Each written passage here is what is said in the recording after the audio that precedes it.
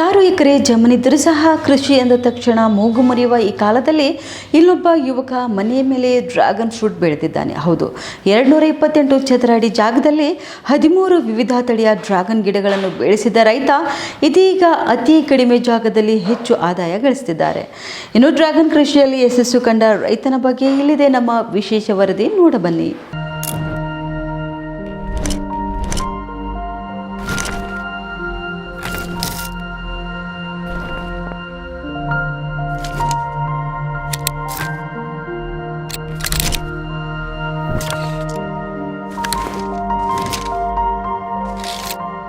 ಇದು ತೋಟವಲ್ಲ, ಮನೆಯ ಮೇಲ್ಮಹಡಿಯಾಗಿದೆ. ಆದರೆ ಇಲ್ಲಿ ಕಣ್ಣು ಕುಟುಕುವಂತಿದೆ ಡ್ರ್ಯಾಗನ್ ಫ್ರೂಟ್ ಗಿಡಗಳು. ಇನ್ನು ಬೀದರ್ನ ಖಾಸಗಿ ಶಿಕ್ಷಣ ಸಂಸ್ಥೆಯೊಂದರಲ್ಲಿ ಅರೆಕಾಲಿಕ ಉಪನ್ಯಾಸಕರಾಗಿ ಕೆಲಸ ಮಾಡ್ತಿರುವಂಥ ಈ ಯುವಕನ ಹೆಸರು ಸಂತೋಷ್ ಗಿರಿ ಮೈಲೂರ್ಕರ್ ಅಂತ.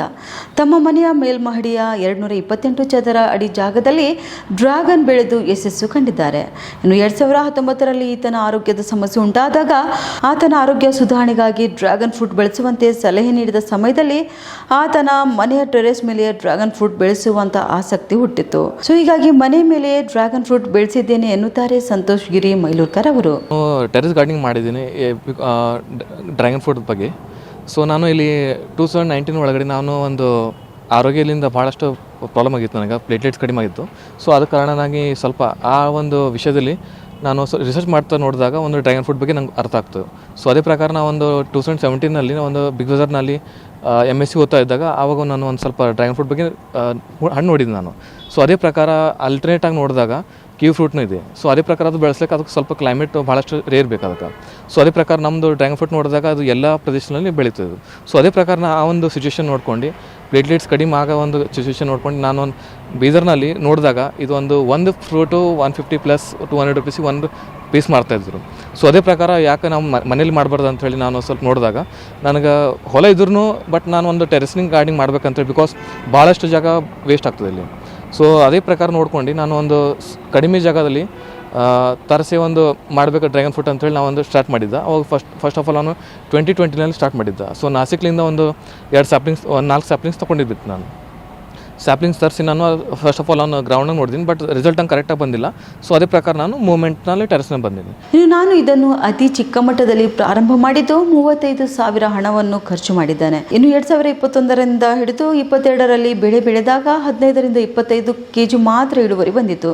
ಇನ್ನು ಕಳೆದ ವರ್ಷ 250 kg ಇಳುವರಿ ಬಂದಿತ್ತು ಮತ್ತು ಈ ವರ್ಷದ ಮೊದಲ ಸೀಸನ್ನಲ್ಲಿ ಕೂಡ 350ಕ್ಕೂ ಹೆಚ್ಚು kg ಇಳುವರಿ ಬಂದಿದೆ. ನಾನು ಇದೇ ಹಣ್ಣನ್ನು ಆಚೆ ಮಾರುಕಟ್ಟೆಯಿಂದ ಖರೀದಿ ಮಾಡಿದರೆ ಲಕ್ಷಾಂತರ ರೂಪಾಯಿ ಹಣ ಖರ್ಚು ಮಾಡಬೇಕಾಗಿತ್ತು ಎನ್ನುತ್ತಾರೆ ಸಂತೋಷ್ ಗಿರಿ ಅವರು. ಸೊ ಬಂದಾಗ 2021ನಲ್ಲಿ ಸ್ಟಾರ್ಟ್ ಮಾಡಿದಾಗ ಸ್ಟಾರ್ಟಿಂಗ್ನಲ್ಲಿ ನನಗೆ ಒಂದು 15-20 kg ಬಂದಿತ್ತು. ಆದ ನಂತರ ಸ್ವಲ್ಪ ನೆಕ್ಸ್ಟ್ ಇಯರು ನನಗೆ ಒಂದು 50 to 60 kg ಬಂದಿತ್ತು. ಆದ ನಂತರ ಮತ್ತೆ ನೋಡಿದಾಗ 23ನಲ್ಲಿ ಒಂದು 150 ಪ್ಲಸ್ kg ಬಂದಿತ್ತು.